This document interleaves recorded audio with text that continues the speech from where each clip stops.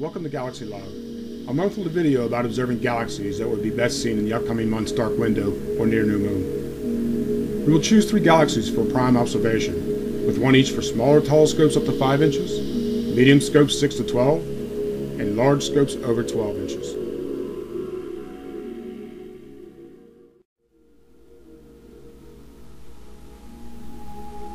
For Galaxy Log date 04.2013, we will head to Canes Venatici, Virgo, and Ursa Major for this month's galaxies.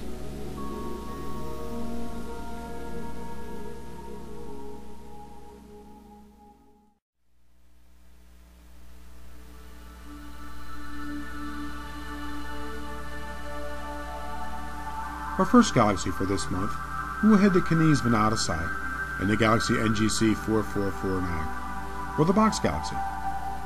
This is one of the brightest irregular galaxies in the northern sky. It can show lots of really nice detail at the eyepiece, particularly in larger telescopes. Here though, the 4-inch f10 refractor view will be described from a decent dark sight.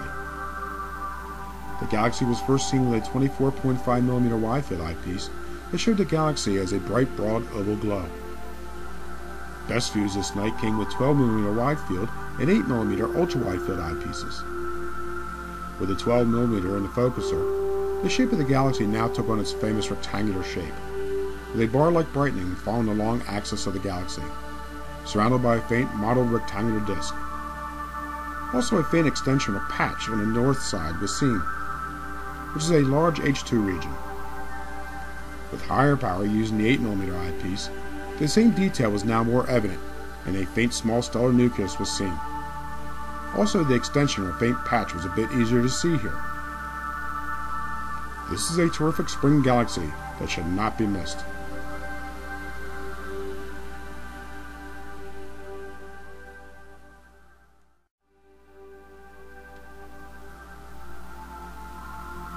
Our next galaxy or galaxies we enter the Virgo galaxy cluster and one of its finest targets, NGC 4567 and 4568, or the Butterfly Galaxies.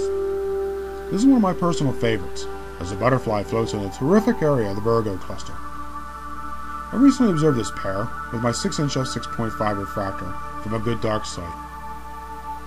With a 12mm wide field eyepiece, the view was very pleasing, with the butterfly shape most apparent. Also in the field is a bright elongated galaxy, NGC 4564. Best views with a 9mm wide field eyepiece, but the pair here showed a bit of their differences. 4567's shape has a bit more of a squattier look, with a small, very faint core, whereas 4568 was a bit longer, with a faint elongated core area. Both galaxies have a mottled look to them. NGC 4564 showed a bright core, with extensions going northeast to southwest. This galaxy makes for a striking contrast to its famous neighbors. Back in 2008, at Cherry Springs, Pennsylvania, using my larger 8-inch f9 refractor, the Butterfly Galaxies was a highlight of 2 spectacular nights there. My parents and mother-in-law decided to join us for the trip. The view in a 14mm wide field eyepiece looked photo-like, in which my dad kept proclaiming, "That is neat." Best views with an 11mm ultra-wide field eyepiece, where more detail in the galaxies were seen. NGC 4567 showed a fairly bright core and a slight brightening towards the northern tip of its companion. NGC 4568 showed a bright oval core area with the whole elongated disk of the galaxy giving a very patchy look to it. I could not pull my dad away from this view. With some more, that is neat. So next clear moonless night, check out this neat pair.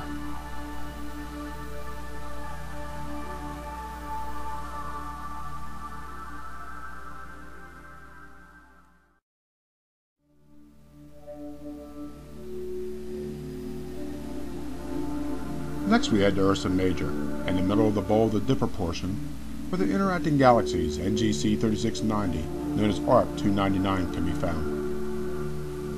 From a good dark sight, and with my 12.5-inch f4.8 Dob, I located 3690 with a 20mm wide field eyepiece. It looked like a small irregular disk just southeast of a 9th magnitude star. Best view this night was with a 6mm wide field eyepiece. Here the matching galaxies showed as a bow tie shape, with the western side showing a small bright core, and the eastern part larger and more fan-shaped, with a brightening in the center area. A Chesmont member with his new 20-inch f5 dial saw the following the same night in dark sight. In the 8.8mm ultra-wide field eyepiece, the pair looks oval, extended east-west, with a narrow lane cutting across the middle. The western half is brighter than the east. In a 6.7mm ultra-wide field eyepiece, the lane separating into two nuclei is much more evident.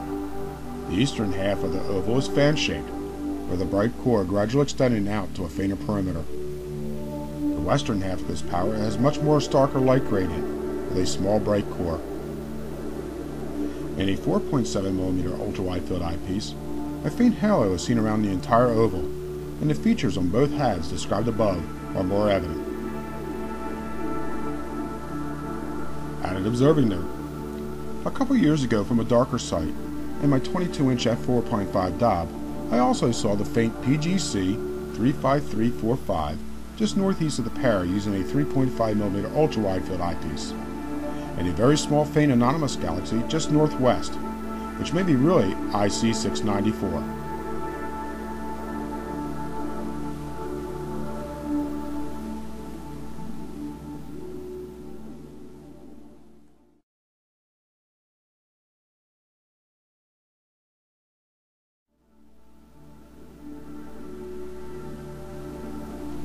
Back in May of 2011, I observed using the 8-inch f9 refractor a supernova in NGC 3972 in Leo. So I sketched the galaxy in supernova with two other galaxies in the field of view. NGC 3972 is a faint, very elongated disk with a slight brightening near center. The supernova was actually overwhelming the galaxy. Just northeast of 3972 was a faint small galaxy, NGC 3977, that showed a tiny faint core surrounded by a faint round disk. NGC 3982, just at the southeast edge of the field, stood out very well with a round shape and a small core. Overall, this galaxy had a mottled look to it. Well, that's it for this month's Galaxy Log. Clear dark skies and happy galaxy observing. Also remember, there's an amazing universe all around us. Explore it.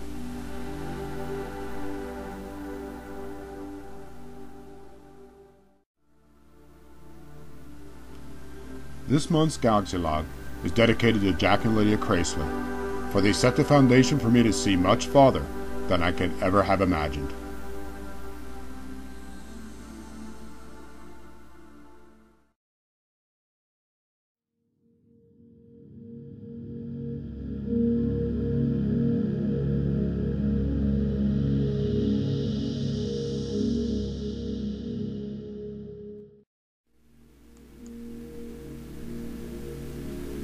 Galaxy Log is a production of Have a Stellar Birthday.